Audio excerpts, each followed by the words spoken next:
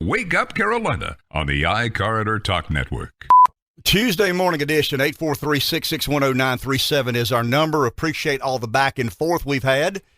We have prepared our listeners, as well as I know how, for what is to come at 9 o'clock on Tuesday morning. And here we are at the anointed hour. Our Congressman Tom Rice is with us. Tom, good morning. How are you? Good morning, Ken. So let's get straight to business, if you don't mind. And I want to say this. Tom knows this, and Tom and I have a pre-existing relationship. And I told Dave one morning, I said, man, I wish Tom was a piece of crap and a son of a gun, because it'd be easy to pile on and kind of make a mockery of this. But I want to preface anything we discuss, talk about, disagree with. Tom Rice is a good man. I'm sure of that.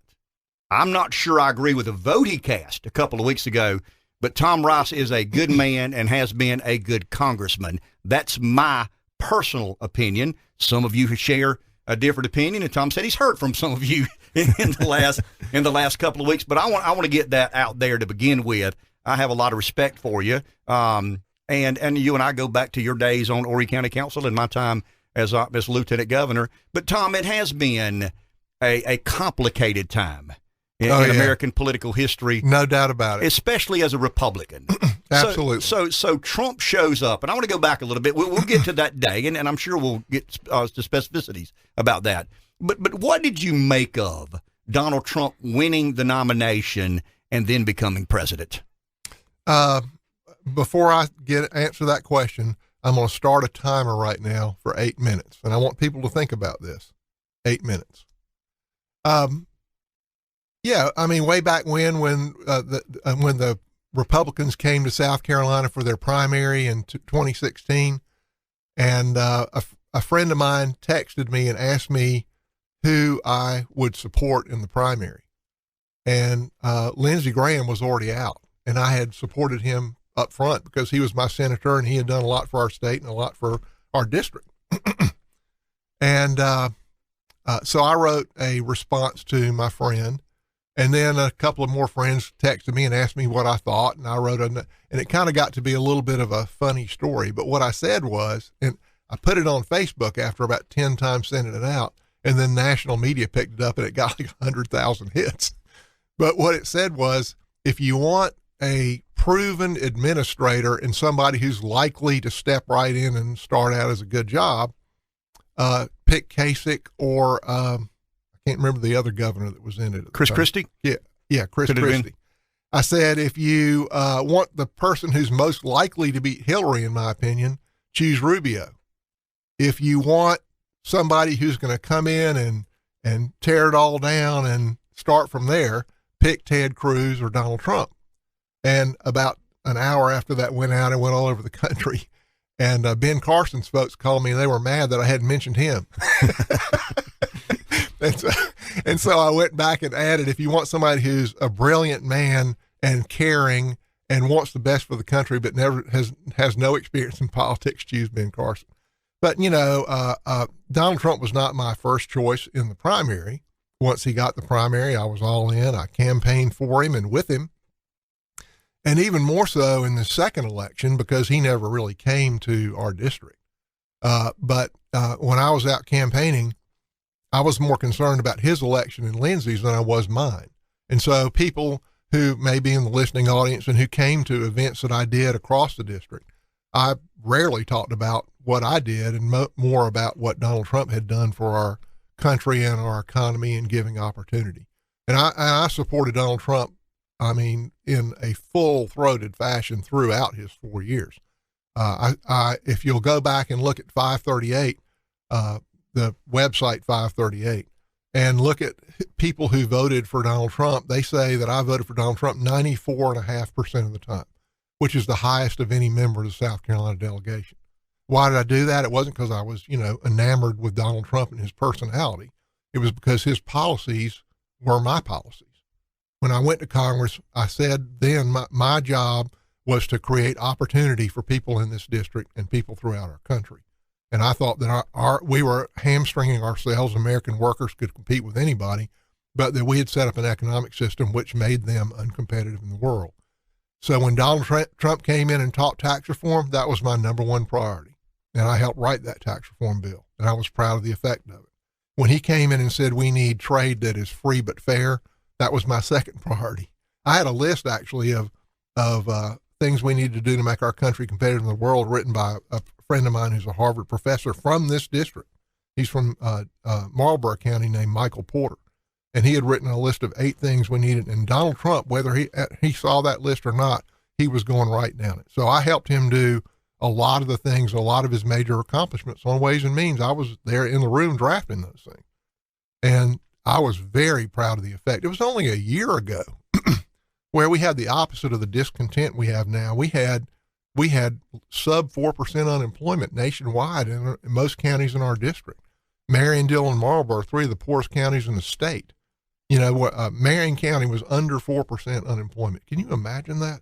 I mean, there were so many things that we had gotten done between national things and local things like the Dillon Inland Port that was lifting people across the country.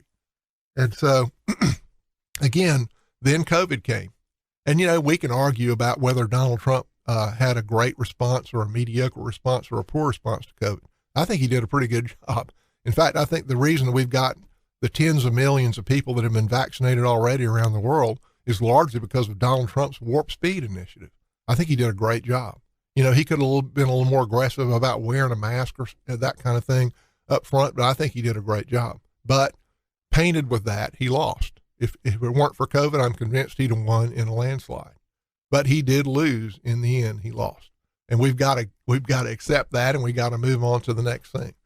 Now, what bothers me is in these last days, you know, he has a competitive spirit like maybe I've never seen before, and in his zeal to win at all cost, I think he has tarnished his legacy to the point that I hope I'm wrong, but to the point that people are not going to remember him for the amazing accomplishments that he achieved. And he achieved some amazing things. But I'm afraid they're going to remember him for these last days. And again, I hope I'm wrong. I think he did a great job. I think he did a great job in those first 3 years, and look at the results. And I think he did an admirable job in responding to COVID. But I think people were, you know, dissatisfied after a year of that, and I think that's what caused him to lose. Tom, was the election fair? I mean, on this show, the day the courts decided not to intervene was the day I threw the towel in. But looking back on the complaint, the central complaint Donald Trump had was the election was stolen. Yeah. From your perspective, was it a fair and square election? You know, my friend, the 5 states that the Trump campaign questioned, and I backed him. You know, I mean, all through November and December, every time somebody said, did Donald Trump win or lose? You know, when the Electoral College met and they certified back in December, I said, congratulations, Joe Biden. Donald Trump has every right to go back and check and make sure that this was done in a free and fair election. But looking back and at a lot of the claims that were made, it looks to me like it's pretty clear now that I haven't seen any proof of any fraud. And these 5 states, 4 of them have Republican legislatures. They have Republican House and Senate, and some of them have Republican governors. One of them, Michigan, has a Republican House and a Democrat Senate.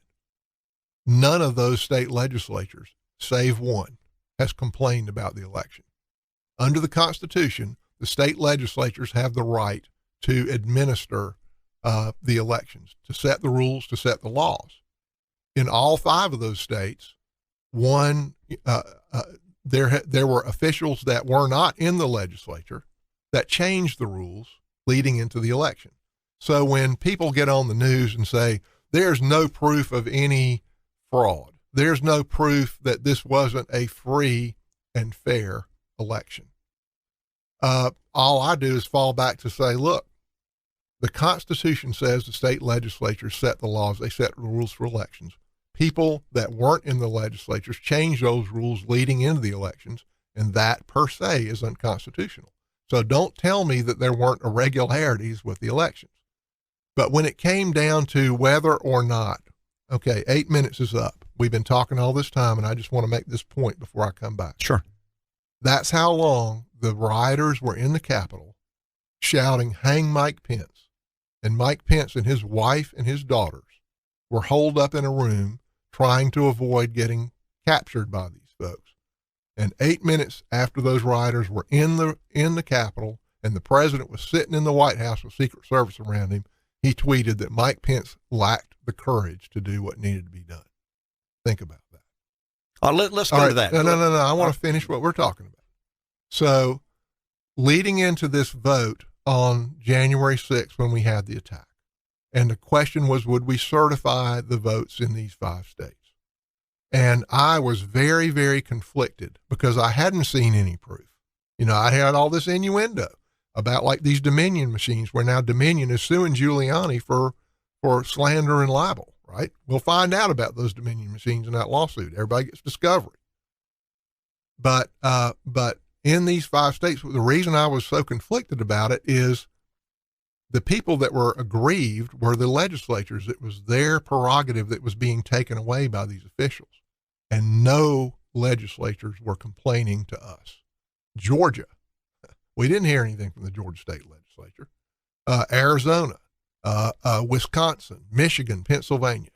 The night before that vote, I probably would not have objected to the Electoral College certification, except the night before the election, this president of the Pennsylvania State Senate wrote us a letter, and it was signed by about 25 Republican senators from Pennsylvania, and it's a Republican Senate.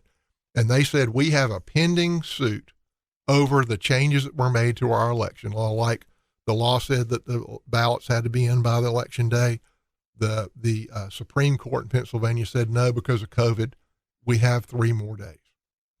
We have a pending suit that's going to go before the Supreme Court, and we want you to not certify our Electoral College votes until that suit came back. And that's what pushed me over the edge and said, okay, well, we've got something to hang our hat on here. Let's go ahead and have the debate. Now, there were 2 big lies that were told leading into that. And the first one was that Mike Pence had the unilateral authority to overturn the election. Of course he didn't have that authority. And when the president stands up in front of that crowd on that day and tells them that he does, he's creating a unrealistic expectation. It's a lie. And he's also creating a mood of discontent, right? And the second lie he told that day was that if he said Republicans in Congress are weak, and if they only fought hard enough that, you know, we could overturn this election and basically I would get 4 more years in Congress. Well, you know, what that overlooks is the fact that there are more Democrats in the House than there are Republicans. And there is absolutely no chance in hell that one single Democrat is going to cross the line and vote with us to do that. There is no chance that's going to happen. They will not give him 30 more seconds in the White House. So again, him saying these things, he knows they're not true, and he's creating this atmosphere of discontent. And that goes to your vote that day about the events of January 6th. Do we have a call? We do. Before we go there, I want to do this because I think people who listen to the show, I accuse the president of peddling fantasy and being completely and totally disloyal to Mike Pence, who had probably been his most loyal surrogate and supporter. But the article of impeachment is about the inciting of an insurrection. I mean, there's specific language to that. I want to go to the call, but I want to come back and give Tom a chance to explain or express himself as to why he believes specifically what Trump said incited an insurrection. Let's go to the phone, and we're going to keep it respectful and not personal. Let's go there. Billy in Florence, you're on with Congressman Rice. Good morning, guys. Good morning, Tom. Former supporter, voted for you. Won't happen again. I think your timeline has been given to you by someone who has an agenda. You're saying that at a time they were inside the Capitol rioting, that the president was tweeting. Now, are they rioting, or are they on their computers and on their phones watching tweets? You can't do both successfully. And I'm here to believe that that the rioters, not all the people that were in there, were Trump supporters. I believe There were people who were paid to be there, who were let in there, and it was a planned thing. I heard you give your account of the whole day, how you had a pipe bomb outside your apartment, how all this sort of scared you and frightened you. I think the Democrats played on that part for you. I think that you were manipulated. I think the timeline that you keep giving has been very much manipulated by you and the Democrats. And that's got you making a bad choice, and now you've got to play that card. And it sounds a lot of times like it's kind of hard for you to play that card, because I think you know in your heart of hearts it was a terrible decision to impeach a president on information without any. Get to the question, Billy. What's your question, Billy? How bad does he feel? Does he believe he can actually win another election here? Okay, we don't have a process in South Carolina to recall him. Fair enough. Let's go to the next question, because I want to give Tom a chance, and I'll phrase it a little bit differently. Tom, there's a level of, I guess paranoia would be the right word, that the Republicans don't particularly care much for Trump. That the Republican establishment, I mean, you hear this a lot, and I hear this a lot, and we kind of express some of that sentiment, that Donald Trump was a political anomaly. He ran as a Republican. I don't disagree with you. He's not as ideologically driven as you nor I for that purpose or matter. But Billy would represent a certain level of paranoia that the Republicans were complicit, and everybody in Washington wanted Trump gone. How do you respond to that? I absolutely never wanted him gone. I wish he had won the election. I fought hard for him to win the election. I was terribly disappointed and incredulous that he didn't win the election. But over time, as this thing has developed and his legal team has made all these attempts that which have failed, I've come to believe he lost the election. And I think we've got to come to that realization when he said that, you know, regardless of what's in the news, I believe that there were people that were paid by the Democrats to be there and create this problem. Unfortunately, I have to live in reality. And the truth is, you know, I think one problem we have here is there's been so many lies that have been told and accepted and not contested.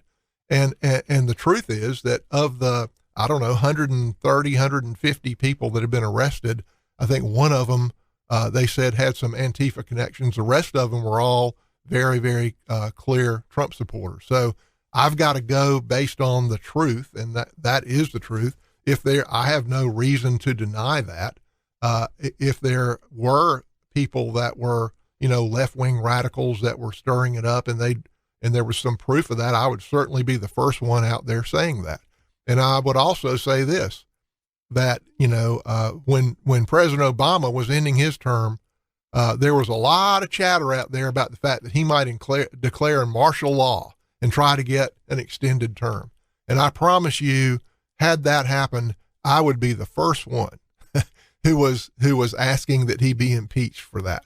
If any president in my lifetime had done the events that occurred on January 6th, any of them, I promise you I would be the first one in line asking that they be impeached. I think that was a direct attack on our Constitution, and I think it can't be allowed, and I think it can never happen again. Let's take a break. We'll come back. I know we got a couple of calls there. We'll come back, and I want to talk specifically about the voting cast and why he believes, I guess what specific language in Trump's speech he believes incited an insurrection, because that is what the article of impeachment is indeed about. Back in a minute.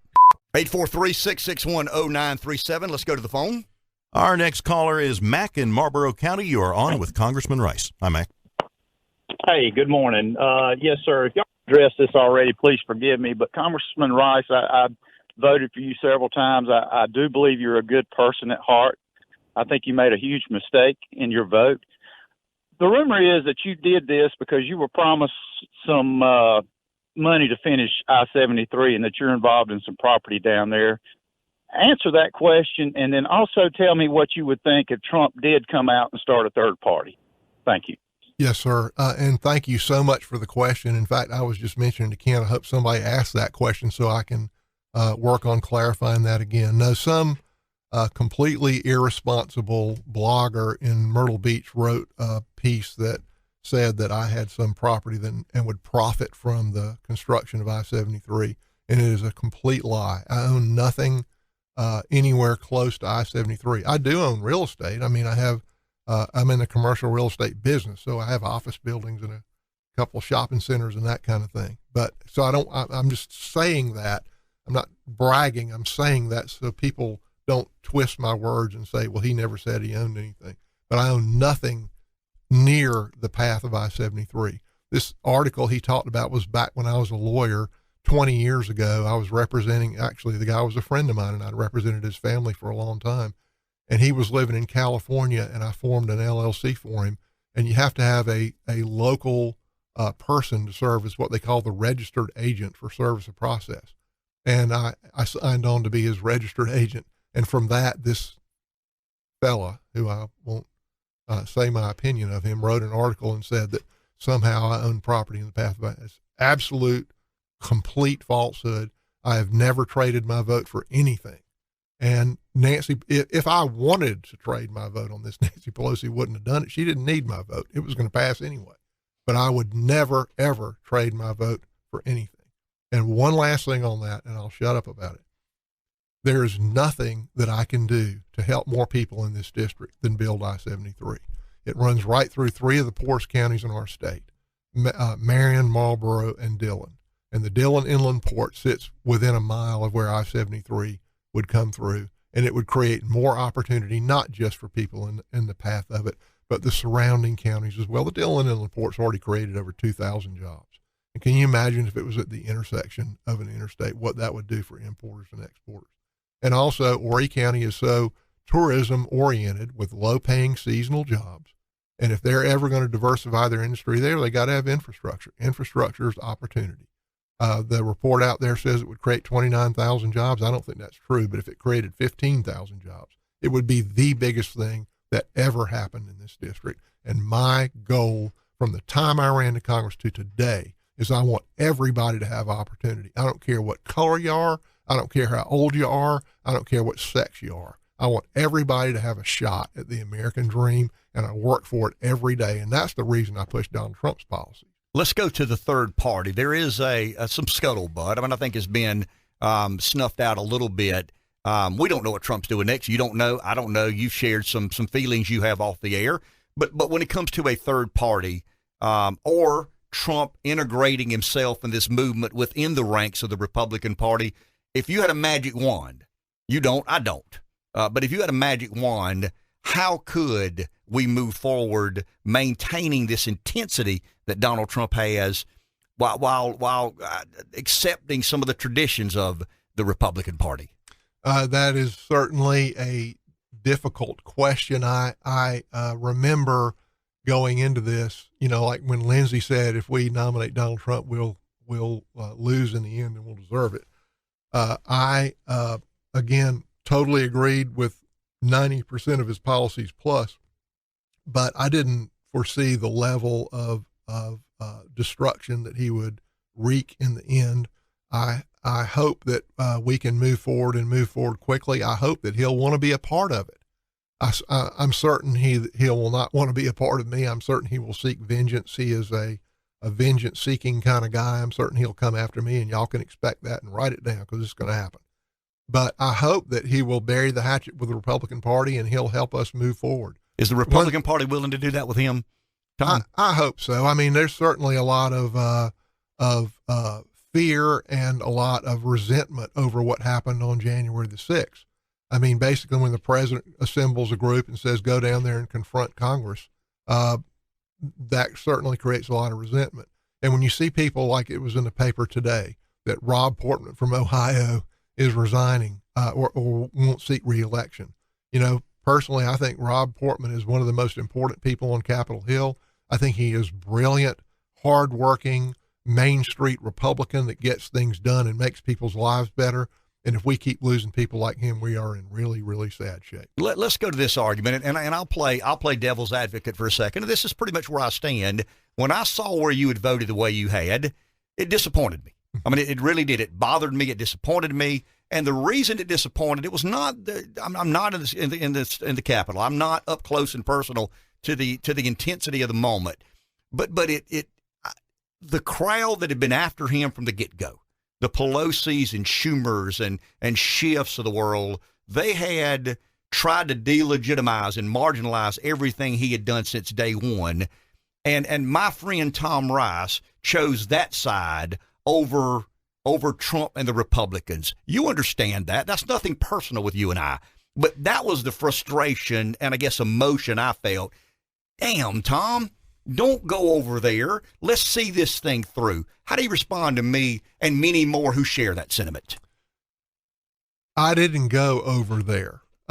If you'll go back, it's very easy to get on my Facebook page and go back as far as you want to, and you can see that I have both in a deep-throated fashion, supported President Trump and rebuked the Democrats throughout. And really start back in January, because up until last January, it was easy. Up until last January, our policies were in place and they were working and they were lifting people up and they were happy. But as COVID hit and the job layoffs came and the discontent built, go back and look at where my positions were, and they were 100% with the president and 100% against the violence and the George Floyd response and all that. And I did a law enforcement tour and sat here, but when the president calls that rally and he gets up and he says, if we don't have if you don't go and fight like hell, we're not going to have a country, and Republicans in Congress are weak and you need to go and fight like hell. And we need to go down to the Capitol and I'll be with you. And we got to fight like hell. And oh, by the way, don't be violent. And we got to fight like hell, but we're going to be peaceful. And then the rioters enter the building and they put the vice president in a safe room with his wife and his daughters. And the president tweets out, oh, by the way, the vice president didn't have the courage to do what needed to be done. My friend, I don't care what he said in the speech.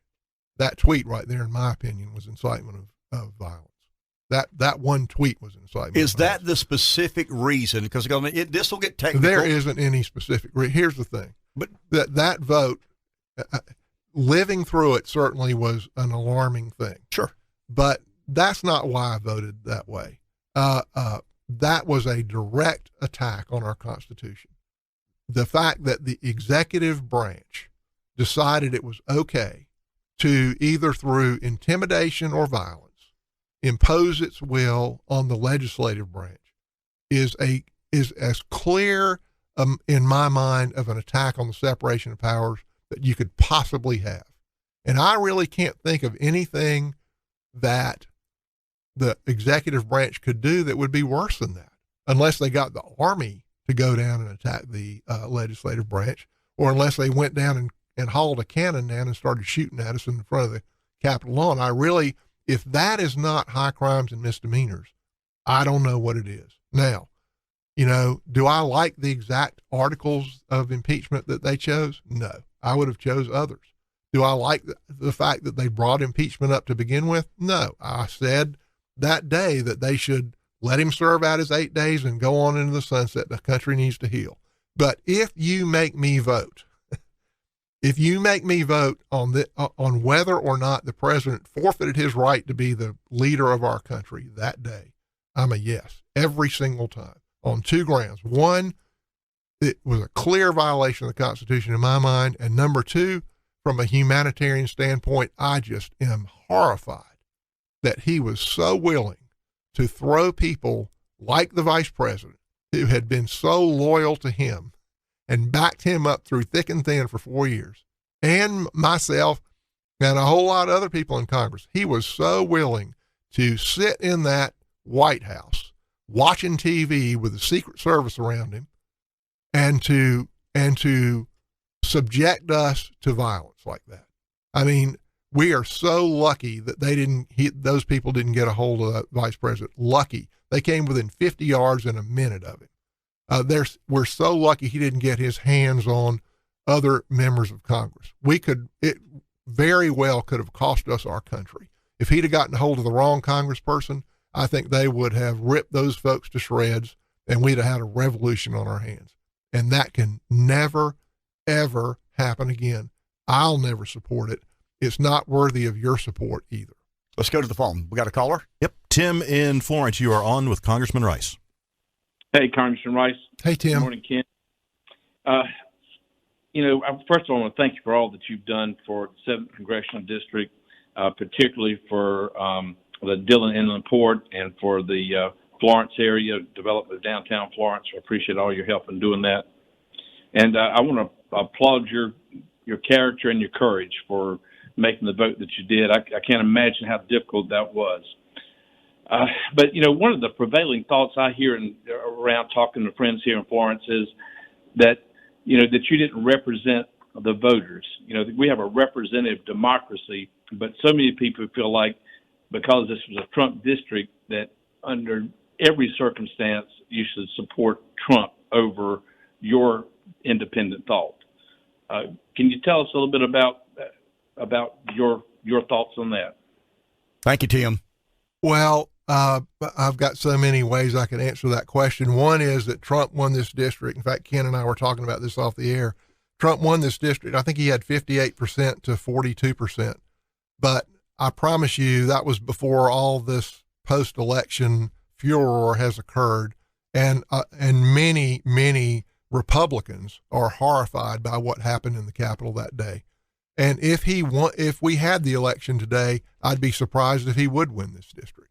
I think the people hire me as their representative, and what they want me to do, I believe, is to go to Washington and to educate myself about the facts and the law, and then to make an intelligent decision for them that I believe that they would want. And so I think I did that day, and I think I would do that again every day if I had that same vote to do. But just folks, think about this. I really believe our country was under attack that day. I think it was a direct attack on our Constitution. I swore an oath to protect our Constitution. I did not swear an oath to protect Donald Trump. I didn't swear an oath to the Republican Party. I swore an oath to protect our Constitution. And I would vote that way every single day. I am really proud of what I've gotten done for this district and people in this district because of the efforts of Donald Trump and me. And a whole lot of other people in this district had opportunity a year ago that I don't think they'd had in 50 years, maybe ever. And I want to get back to that as quickly as I can. I'm proud of what I've gotten done. But if you want somebody who's going to kowtow to physical threats, who's going to say, look, if you don't vote my way, I'm going to beat you up. If you want somebody who's going to kowtow to threats of primaries, hey, if you don't vote my way, I'm gonna get somebody to primary you. I'm not your guy, okay? I'm gonna uphold my oath. I'm gonna preserve our Constitution even when it's hard. Somebody says, well, all the other people voted to not to impeach. Well, you know what? I guess they can interpret it their way. They can hang on what exactly the articles of impeachment were. They can hang their hat on, well, they did it too fast. He only had 8 days left. I understand all those arguments, and they're valid. But in my opinion, this was such a severe violation of our Constitution. It was a clear vote for me. I prayed about it. I have, there's been 100 votes, more than that maybe, in my 8 years in Congress that after I voted, I said, well, I could have gone this way. I could have gone that way. I have not had 1 second of second guessing on this. This was so clear to me. This was the only vote I could take. Let's take a break. We'll be back in just a minute.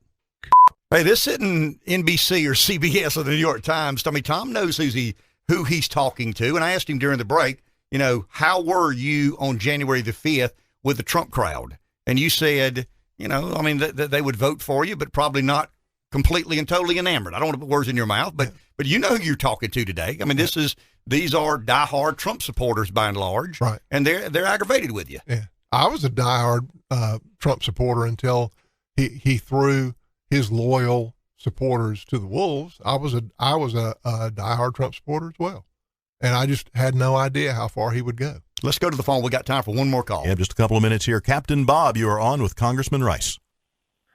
Hey guys, thanks for letting me on. no, Congressman Rice, you're either the most honorable, sanctimonious politician in the history of the United States, or you're not. And I personally think you're not. And, I've supported you all these years, and you're gone, okay, as far as I'm concerned, because Trump didn't leave me. You left me. Trump didn't support violence. He couldn't have stopped the, quote, violence. It was the Capitol Police. It was the Democrats. And you voted with the Democrats. So my question to you is, and you're not going to answer it, but I'm going to ask you again, what did you get out of this vote with the Democrats? And I'll go and let you answer the question. What I got for this vote was a hard time. That is absolutely all I got. I got nothing. I own nothing near I-73. I cut no deal for I-73. I cut no deal for anything else. All I have gotten for this is a hard time. It would have been so easy for me to press the no button like everybody else did and say, oh, you know what, it's fine if the president sends an angry group of folks up to the Capitol to confront Congress folks. It's fine if the president sits and watches TV and watches the violence unfold and puts the people who supported him for 4 years in danger. I've got no problem with that. Surely it doesn't matter if the executive branch can use a threat of physical force to try to force Congress to their will, as they would do in Venezuela or in Iran or those kind of places. No, or Kim Jong-un would do the same kind of thing. I cannot support that in good conscience. Again, I am extremely proud of what I've gotten done for this district. My job is to try to build opportunity for everyone, and we had come so very far. But if you want somebody who's going to ignore a direct attack on our form of government, a direct attack on our Constitution, and say, you know what, that was my president, so I'm okay with it, I'm not your guy. If you want a guy who's going to do his best to uphold his oath, to defend the Constitution, and to fight like hell for this district, then I am the guy, and I do it every day to the best of my ability. And again, I'm proud of what I've gotten done. I am so very, very honored to represent you. It is the honor of my life, and I will keep doing it to the best of my ability. And June 14, 2022, that will be a day of reckoning. And yes, sir. Yes, sir. No question about it. Appreciate you. Yes, sir. And I mean that sincerely. This is not the best time in Tom Rice's political life to face a bunch like our listeners, but he's here today, and I think done the best he can to quit and explain himself. And I thank our listeners for being respectful of the congressman. Take a break. Back in a minute. Wake Up Carolina on the I-Corridor Talk Network.